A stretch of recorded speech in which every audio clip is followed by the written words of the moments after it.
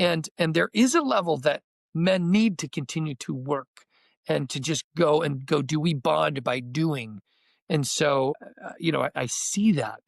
But what I fear is that so many of the generations have not been more in touch with their emotions. Hey, Dadhood, I be repping Dadhood. Let's go.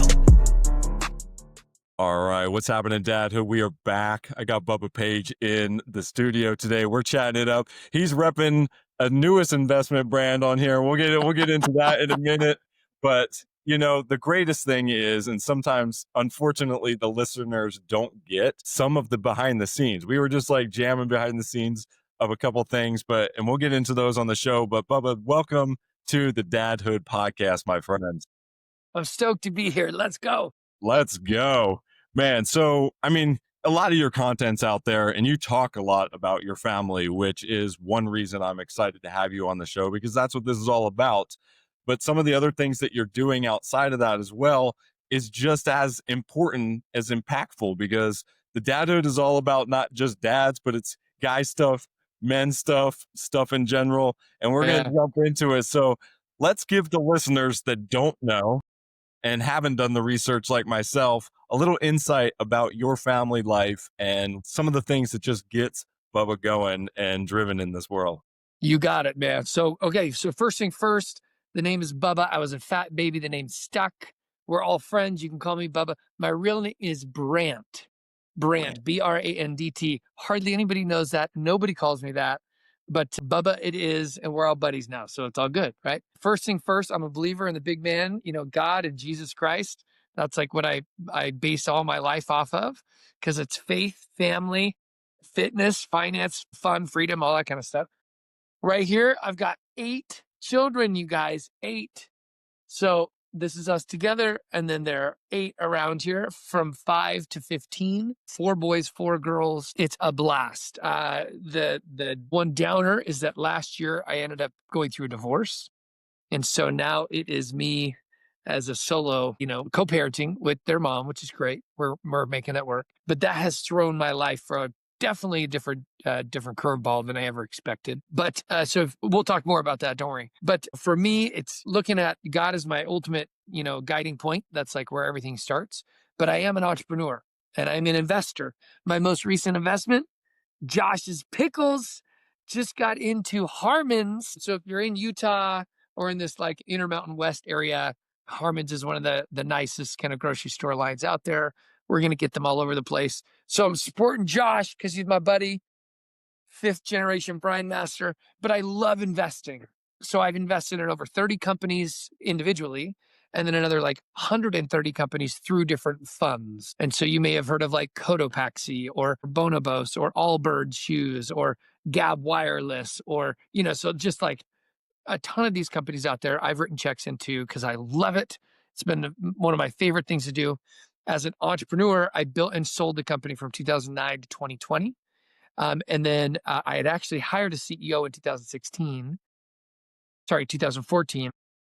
And then we ended up selling in 2020. When I hired the CEO in 2014, I started a venture-backed software company. And so I ended up keeping the first one and then building another one. And for 2.5 years later, I had to shut it down. Didn't pan out. And as an entrepreneur, if you've been around long enough, some things are going to pan out, some things don't. That's part of the world. You learn a lot more from your failures than you do your successes. And then my wife at the time and I built a brand around the Page Company, and it was all about helping women with productivity, budgeting, and cooking. And so we had a couple million followers across our platforms. And so we built these products specific for that target demographic and did quite well. Very profitable business, cash flowed like crazy. And then divorce came, and that did not stay with me. Let's just put it that way. And I was able to essentially sold my ownership in that back to her. And so now today I run influence.vc.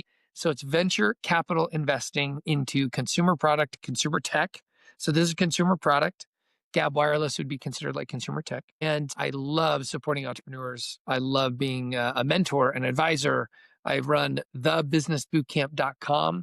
And so I'm coaching one-on-one. We have group coaching that's happening for those that want to be an entrepreneur, build their own business, or at least take theirs to the next level. And then how we connected is that I've just had this like passion, and I've been compelled to do something with fathers.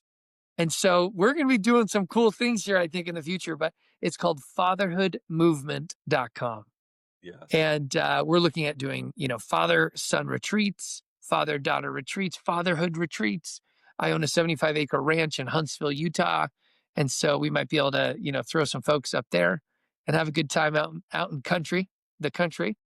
And just, working through with people, helping them overcome some of these challenges, hopefully waking up us men to reach our full and potential as fathers, as husbands. And my ultimate goal is to bring people to Jesus. And so if I could do that through business and entrepreneurship and fatherhood, that's going to be what I'm going to be doing. So anyway, that gave you a lot of information, but that's me in a nutshell, man.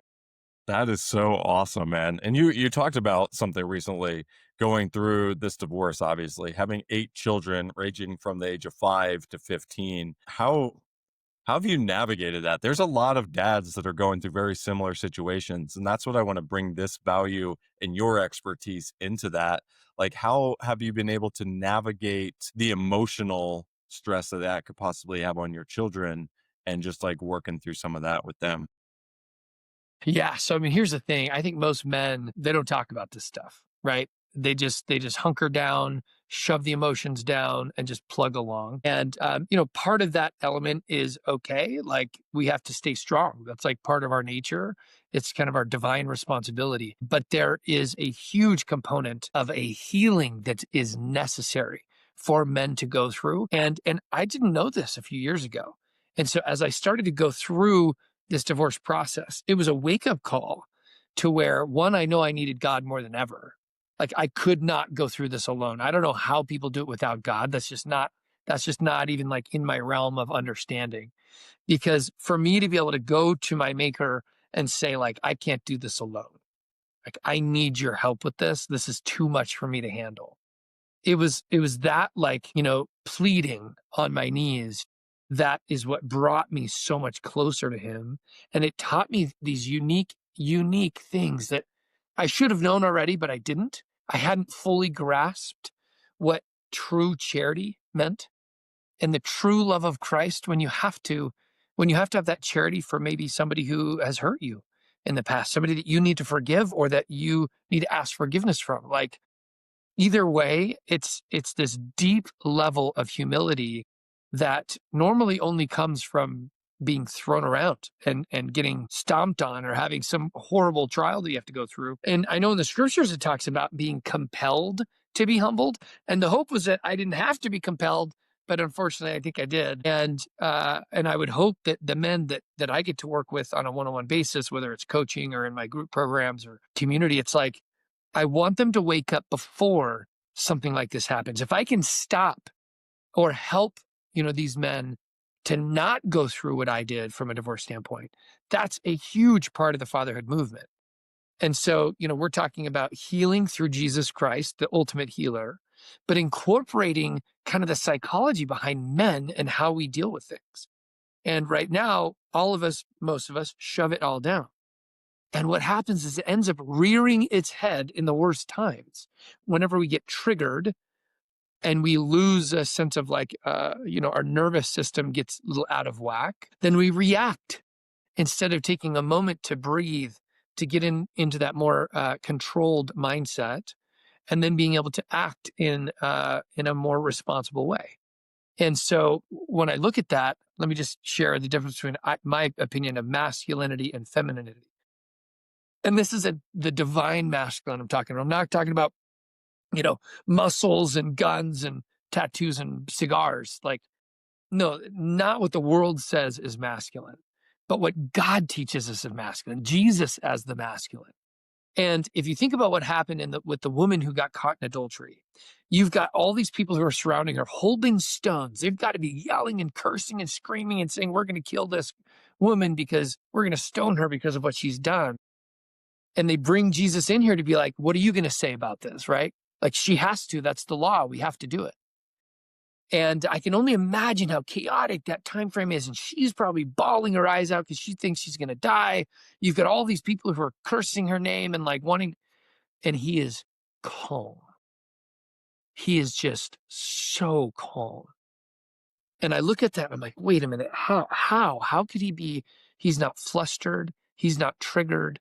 He's totally in control of his own emotions. And he is obviously wise beyond anything because he's Jesus. But as an example, he walks into that situation of pure and utter chaos, which sometimes can be a relationship or a marriage. Sometimes a woman might be in her feminine nature more like water, where it's fluid, and it can be calm at times, but it can be a thundering rainstorm in your relationship. And as men, sometimes we get defensive, we take things personally, or we fight, flight, or freeze. And sometimes we fight and we want to protect or defend ourselves. And he walks in there so calm. And to me, I visualize that like he was the bowl that held the water of emotion, that crazy chaos that was, crashing and waves are tumbling. And he was just this solid bowl that was a secure, safe structure that gave room and space for this water, for this emotion to be there. And as men, as truly masculine men, when we become healed from the inside out, and we are able to notice and recognize when there is a trigger, and we will be, when there is one, and then get into our right state of mind, whether that's breathing, the box breathing method you've heard of, maybe 5 seconds in through the nose, hold it for 5 seconds, then out 10 seconds with your mouth.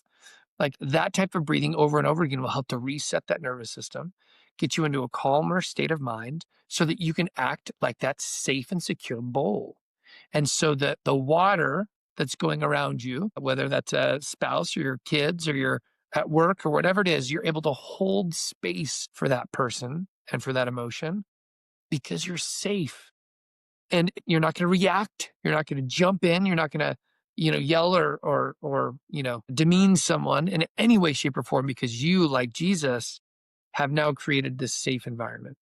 And I just look at with fathers, whether you're at work and you get triggered, you're at home, you get triggered, your spouse, but there's so many places where you might feel that tension to get in that fight, flight, or freeze mode. It's our duty, I believe. It's our duty, the God-given duty as a divine masculine man, a priesthood holder, if you will, is to be that safe bowl for whatever the chaos is. And of course, what did Jesus do? He completely stifled their intentions. He was level-headed. He spoke calmly to the crowd, and he didn't condone the sin. He didn't love the sin, right? I mean, what had happened was wrong, and he made that very clear. But he showed empathy and love, and that woman, I believe, walked away feeling that total love. And he said, basically repent and go sin no more. And I can only imagine how that woman felt as she walked away feeling not, one, she was alive, two, feeling loved by Jesus, and knowing that, yes, what she did was wrong, but that she can come back from that. And look, I just think we as men, we need a brotherhood that is, I believe, how the quorums were supposed to be in the church. And we struggle to have intimate connection there. And I don't know if that's culturally speaking or whatnot, but why there's something like a dadhood and a fatherhood movement is that we are desperate to have a brotherhood of men who can lift us and support each other and there is no way that we're going to be trashing women. That is absolutely not what these men's groups are all about. It is about becoming stronger as a man emotionally, spiritually, physically, having more potential financial freedom so that you can provide and preside in your home and protect. This is about getting control over your mind and over your indulgences, the natural man.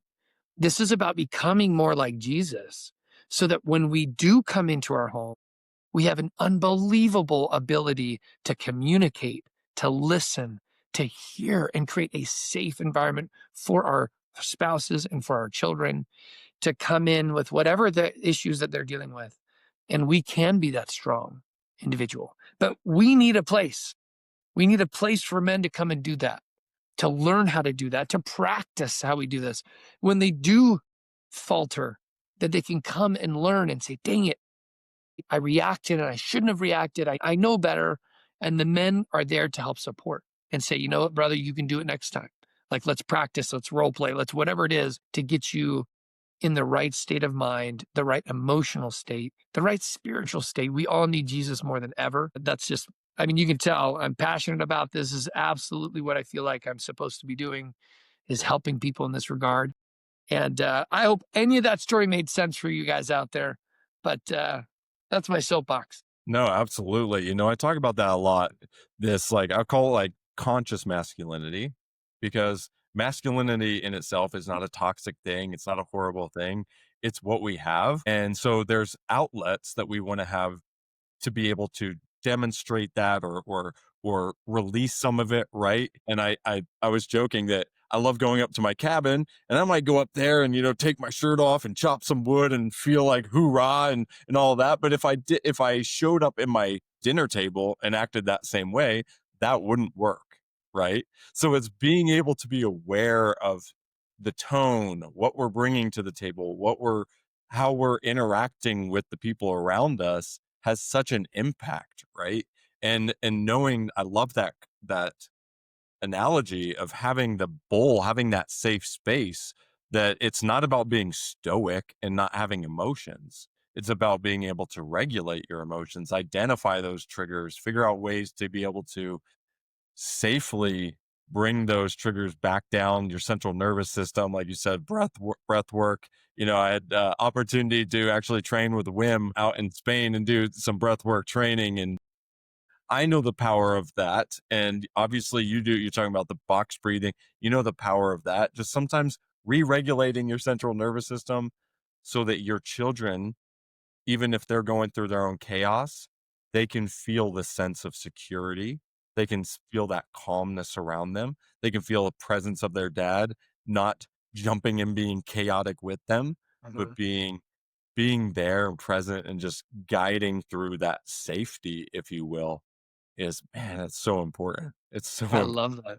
Yeah. You know, I think none of us are really taught this growing up, right? We're not taught this. We're taught to just, I don't know about you, but I feel like we're at maybe a similar age range here. So, you know, we're taught that, you know, when we fall, you just get back up and keep going. And, or if we're, you know, feeling emotions, shove it down and just go and just keep, you know, go back to work. And there is a level that men need to continue to work and to just go do. We bond by doing. And so, you know, I see that.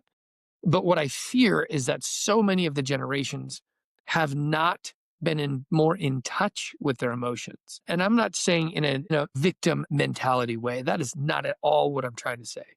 But being able to recognize what you feel and what's happening to your body in that moment gives you more power to be in control. And you said it, man. When your kids are coming in there, they will. I've got 8. It's chaotic all the time. But if they're having a rough morning or a rough afternoon, rough school or whatever it was, and they come home and I'm on edge because I just had a rough day at work, you know, whatever, the spouse didn't say something nice, I feel, you know, like I'm not respected or whatever. And then the kid comes and shares this emotional chaos and we react. That's that's a little T trauma, in my opinion. Like, Yeah. not big T necessarily, but little T trauma that this child may feel like they're not being seen, heard, loved in that moment. And it had really nothing to do with that. It was our own effort of not being regulated. And unfortunately, they or the spouse receive the back end of that. And to me, that is just not how it's meant to be. We are meant as men to be the emotional regulator. Like, we are meant to be the solid state. But where we do need a place to open up and to share with true vulnerability is with a brotherhood, Yeah. a healthy brotherhood that Yeah. can, Not a dumping brotherhood. not a dumping. This is not a blame. This is no finger pointing. This is not victimville. Yeah. This is, we are accountable for every action, every word, thought, deed. Like, we have to hold ourselves to an unbelievable amount of accountability, to the point where most are going to be uncomfortable with the amount of accountability that we must take as men. But this is absolutely necessary for us to be that safe space for children and spouse, to feel the ultimate safety, to feel the ultimate love. And to me, I believe that's a huge part of us becoming like Jesus actually means. And it's being in that place where we turn to him. And if we do our job turning to him and following his principles and his teachings and his path, then our family can follow us as we go and make that path. But if we can't ourselves turn to Jesus, then who are they following? Who are our children and our spouses who's going to lead them? We have to do that, in my opinion. And look, this is like the traditional thought that, it is not politically correct, right? In today's day. And I'm just going to put that out there, that I don't believe in the political correctness of where, how do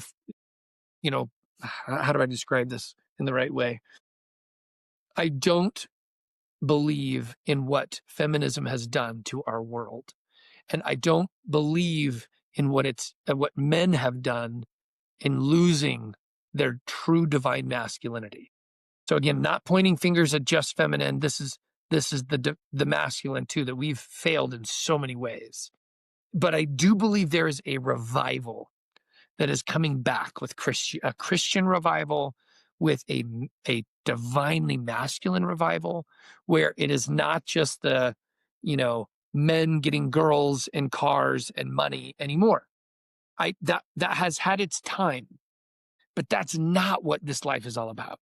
It's about being a father, raising children, having a spouse that loves and adores you, that you respect and worship the ground she walks on. Like, this is now the time. And I feel like it's awakening. It's an awakening, which is why you're doing, the part of what you're doing, dadhood and fatherhood movement.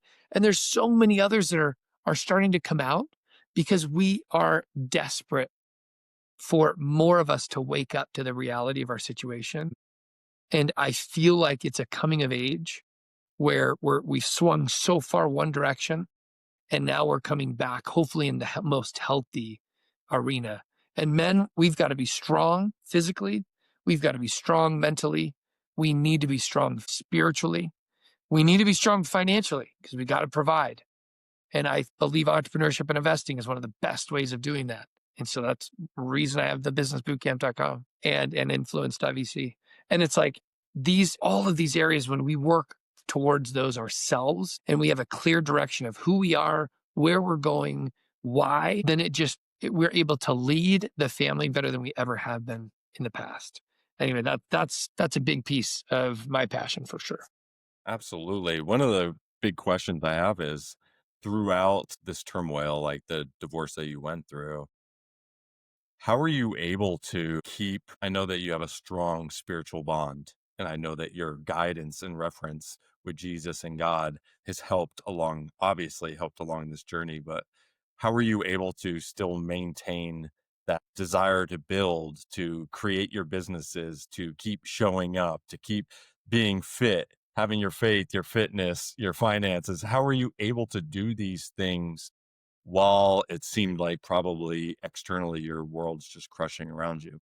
Yeah. Yeah. I mean, for all those men out there who are dealing with something like this, look, if your spouse has said something like, I love you, but I'm not in love with you anymore, I want to separate, I want a divorce, or they've had an affair.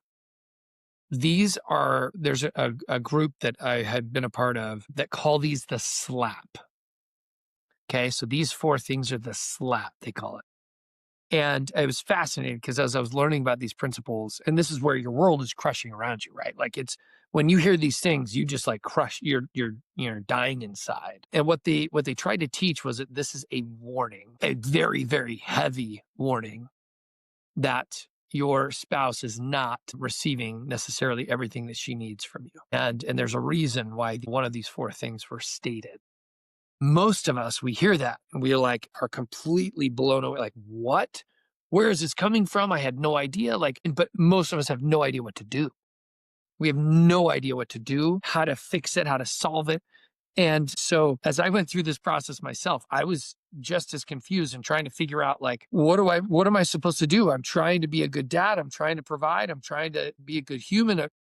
but I didn't realize that the only person I could control was myself. I couldn't change anyone else. I could only change myself. And so I started reading books like Attached, where it talked about attachment style. And if you haven't heard about this book, I highly recommend it. It talks about having an anxious attachment and an avoidant attachment, or the goal is to be securely attached.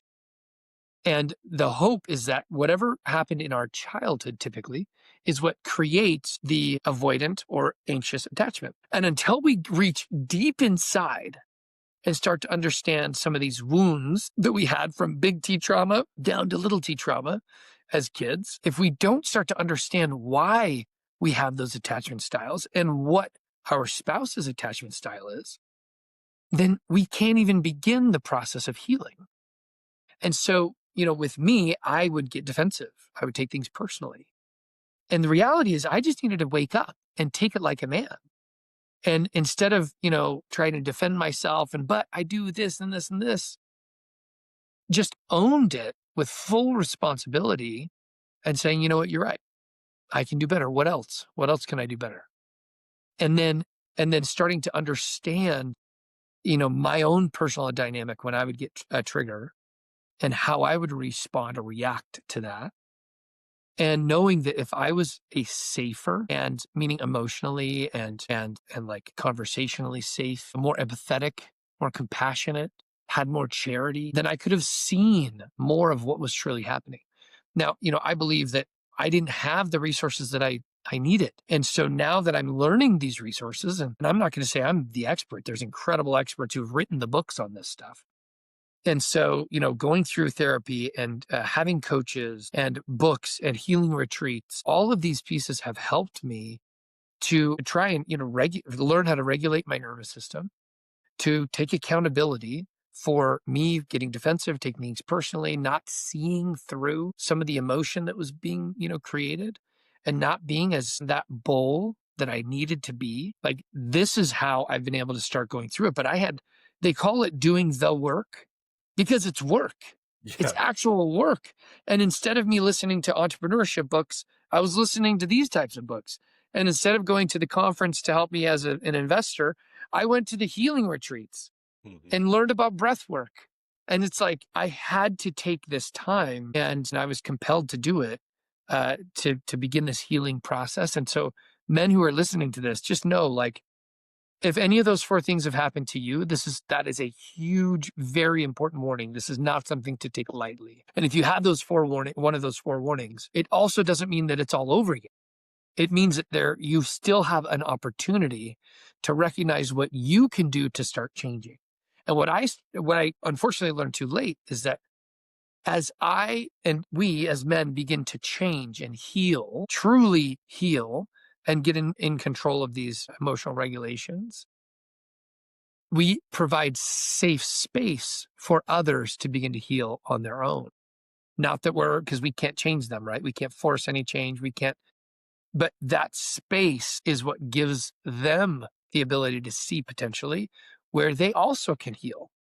Because it is a two-way street in every relationship. It's not just one, but if we begin and if we take accountability as men to lead by example in this healing process, then it will give space for our children or our spouse to also feel like they can heal without feeling like they're going to be judged, without feeling like they're going to be looked down upon, or without them feeling like they can't share emotion and we get triggered by them sharing an emotion. And so for me, this is obviously God is my number one in worship and scripture study and prayer and fasting. That is the number one component of my healing. And then I brought in all of the psychology of healing and it's wild. I'm a true believer in the atonement of Jesus Christ. I believe we can all be healed through the master healer. But for me personally, I wasn't capable of taking just the Jesus angle without incorporating the psychological component.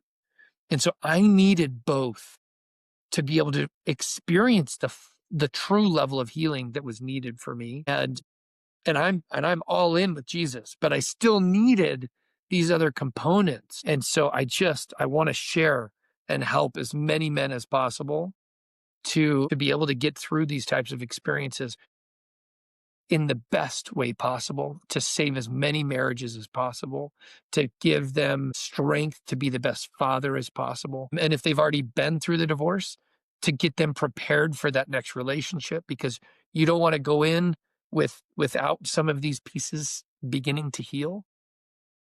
I don't think you have to be 100% healed. I think that's a lifelong journey, but you need to begin the process and be self-aware enough so that when you engage in a new relationship, you at least know what you need to be working on and are actively working on it. Absolutely. You've said a couple things, Bubba. Keep referring to big T and little T. Do you want to hit on that for the listeners of what you mean by that? Yeah. So for me, big T trauma is like sexual abuse, physical abuse, verbal abuse. Like this is the real deal that you have dealt with in your life. And there's many who are out there who have dealt with this. And most of the time that needs a higher level of therapy of like, I'm not a licensed therapist. Never, I'm not going to claim that at all. But big T trauma is something that needs to be worked on. And, you could be 40, 50, 60 years old. I don't care. As a man, you still need to work on that. I don't care if you were sexually abused as an 8-year-old. If you have not healed from that process yet, you must now do it, no matter how hard it is to go back there and bring up those memories or to call out what happened to who and with whom. Like this needs to be worked on because you must heal to become the truest self that you can be. And so that's big T trauma, in my opinion. Little T trauma, so, little T, to me is where, look, I was the youngest of 4 children. My mom and dad were phenomenal. They were amazing parents, and I had a great upbringing. But there were times, like we have as dads, where maybe they were paying attention to the older siblings for something, but I was like vying for their attention. I needed to feel loved in that moment. I need you. And they couldn't because they were dealing with something they were dealing with. It's not that they didn't love me, but I didn't feel loved in that moment. And as a 7-year-old, that logged into my whole being as I am not worthy of their love, or I am not, I'm not good enough. And even though that's false and that's not a true statement, I believe the adversary or whoever it was that locked into my memory that I didn't feel that way. And then I pushed it aside and moved on with life. But then it comes out, especially in our adult romantic relationships. And this 7-year-old little Bubba inside me was hurting inside, and I didn't know. It was subconscious. And so when a little trigger would come in that said I didn't feel loved, this little Bubba inside me would grab a hold of me emotionally and hold on so that I'm freeze or fight or flight or fawn, right? And until we dive in, and there's something called IFS, if you're going to be seeing therapy, find somebody who has attachment style expertise and internal family systems expertise, IFS. I think it can be hugely helpful. And what I needed was to be able to go in and talk to that inner child, accept that inner child for who he is, tell the inner child who I am now as a grown man, and allow that inner child to heal and not to feel, not when there is a trigger, to not just freak out, but to know that they're safe, to know that I'm here, that I'm in control, that I'm able to handle that situation without them freaking out. And I'm telling you, I know it sounds woo-woo, and I totally thought this stuff was woo-woo before, but men, like, this is part of the healing process. And we all have little T trauma, if not big T. And we must begin this healing process in order for us to be able to be the man we need for our children and our spouse. Well, and I love that you brought that up, the word woo-woo, because it's so funny. Today on a live, I was chatting about that because I recently went on a retreat with one of my buddies, and he kept bringing that up. He's like, man, this is going to sound woo. And I was like, we don't have to say that anymore. Brother, we don't have to say that anymore, because the reality is we're doing the inner work. So we can call it woo, you can call it inner work, you can actually just call it the work, because the reality is if that's what it takes for you to show up better in this world, then you better get a whole lot more woo into your life then, because that's what we need in order to show up, right? And so first off, hats off to you, Bubba, for doing that work, because a lot of people will just continue becoming the victim. of their situations and not taking the accountability. I love that you say that because I constantly believe the more accountability we take as an individual, as hard as it gets, it's so much more beautiful as well. Because wins, losses, all of it, it's on us. And we just have to say that it's on me. Like I wrote on my mirror NHP, and people, people will be like, "What's NHP?" And I said, "It's not her problem." I also believe that when I have two boys, it's not his problem. It's not their problem. It's mine. Like these are the things I got to like step up and deal with so I can create that bowl. Right. And it's taking that full accountability in life. So I love that you've done that work, you've put it in, and you're not only doing that, you're helping other men also see that. So yeah, again, hats off to you, brother. Dude, we need it. We need more men to wake up. This is a thing, I think. And there's more of us that we feel called. Mm. We really do, because when we realize this, we realize what we've been missing. It's like, oh my gosh, I wish I knew this 10 years ago, 20 years ago. I wish I was taught this stuff as a teenager. Yes. And there's almost like this generational healing, I believe, that can take place. Like, again, I have a phenomenal father, and he taught me and raised me well. But these are concepts and principles that didn't even exist. Absolutely. And I feel like as we learn and can grow from these experiences that you and I are going through, we can help our future generations to be more in tune. And literally, I've been wearing this all year. It says in tune, or tune in. It's the tagline for the fatherhood movement, because I want us to be in tune with our God, ourselves, our spouse, our children. And when we can be in tune, it's because we've healed the parts of ourselves that allow us to be in tune with all those around us, and we can be the leader that we must be. And this is just obviously passionate. You and I are passionate about this. We hope you men that are listening to this, or spouses, if you're hearing this and you want your man to be a part of something, like look into Dadhood. You got Fatherhood Movement. We're probably going to be doing something in the future together. Yeah. Because there is a time and a space right now, and more men need to come to this realization. We need to wake up, and we need to become stronger in all these areas so that we can lead our families to where we need to go, and the truest potential that we have. It feels like God is calling us to do this, and I don't think it's for any small reason. I think it's one of the most important things we can do on the earth right now, is come into Him and then become that strength that He needs us to be. And I tell my boys and my girls, we pray about becoming warriors for Christ. And if we can become warriors for Jesus Christ, this is where we know what truth is, and we stand up for truth. We live truth. And when we make mistakes, we go solve it, fix it, ask for forgiveness, forgive, because these are the places when you can be confident before God. When you've healed yourself, you have empathy and charity, because you know you're not perfect. And so you understand when others make mistakes, you get it, and you have more compassion and empathy for them. And we can be that regulated individual that can let God speak to our hearts and our minds, because we're not flipping people off when we drive by Him, right. Because we're not blowing off the handle when a spouse or a kid comes screaming at us with something, or a coworker or whatever. And these are pieces I just believe the world needs more of it. We need more strong men out there. Absolutely.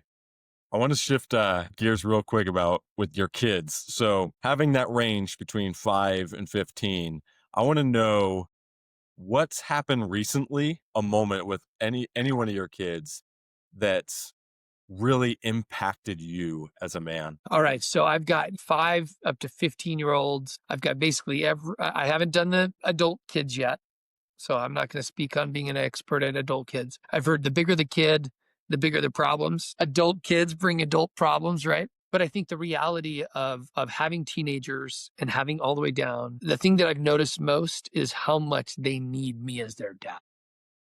And, there's a bunch of statistics that talk about, there's a book called Strong Fathers, Strong Daughters. And I know that book specifically talks about us being strong, emotionally strong men for our daughters to learn what a truly masculine man is, and to not be confused by the bad boy at school, because usually those bad boys at schools don't end up being the best husbands.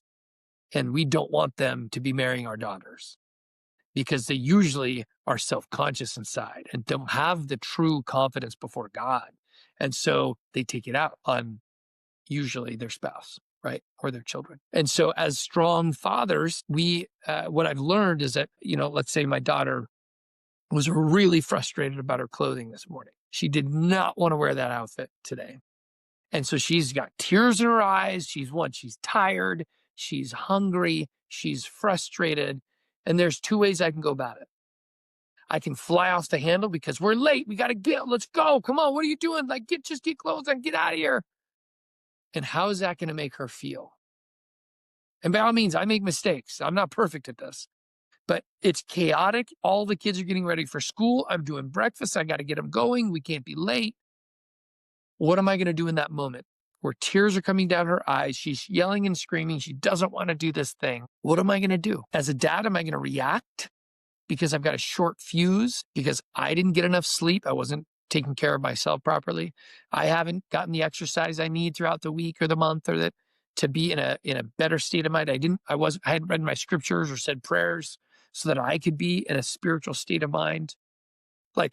People are saying I'm willing to die for my children, but are you willing to exercise for them? Are you willing to get enough sleep for them? Are you willing to stop scrolling to be able to hear them? Are you willing to get on your knees with that daughter who's crying in the morning as a hustle to get out of school? Are you willing to give her a big hug? The most masculine thing she needed in that moment was for me to just get on her level and embrace her and tell her it's going to be okay and just be present with her in that moment. Even if it took a couple extra minutes to allow her nervous system to feel my calm nervous system and for her to be able to breathe through and regulate. That was a magical moment that I feel like I have to learn every day, because with 8, I got somebody feeling those emotions at any moment of any day. And I have to be at my A game to be able to just calmly reassure and be the man, be the bull for those emotions that are flowing around. And this goes not just for my 5-year-old, but for my 9 and my 14-year-old, but like every age. So if I could just say one thing, men, we need to be emotionally regulated because everyone around us needs us to be that emotionally regulated person. If somebody cuts you off, are you going to chew them out, cuss them out, flip them off, and your kids see that reaction in you? Or are you going to give them the benefit of the doubt and say, you know what? They probably need to get somewhere faster than I do. That's okay, right? Yeah. Or they might not have even seen us. They may not have even seen it. We weren't even on their radar, but yet we're going to make their action part of our situation now and our kids' situation. And what I really love and what you said there too is this fact of when you show up that way in front of your daughters, because I only have boys, but when you're sitting there and you're doing that and showing up that way for your daughters, your boys are also watching that's how I show up as a man for my wife or my kids one day. Because they're just watching that. And then you're also setting the tone for your daughter that, look, this is the kind of man that you want to have as a partner in your life. Amen. Amen. Yeah, I mean, if you haven't read Strong Daughters, Strong Father, Strong Daughters, like anybody listening, it's an unbelievably powerful book. It's going to wake you up. And a lot of what they teach, look, there's obviously we parent sons a little different than we parent daughters. And there's nothing wrong with that. I mean, they're two completely different individuals and have different needs. But I do want to also teach my sons that they need to be able to control those emotions too. And again, not shove them all down, suppress them, but learn about them, learn how they feel, when they feel it, why they felt it, to be able to understand and recognize what that means. Because I believe us men have a high responsibility.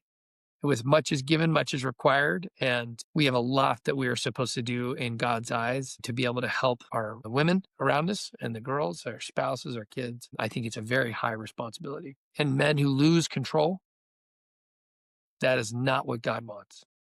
He knows we are better than that. And look, we all make mistakes, but it's time. It's time for us to wake up. It's time for us to get into our greatest state of masculinity.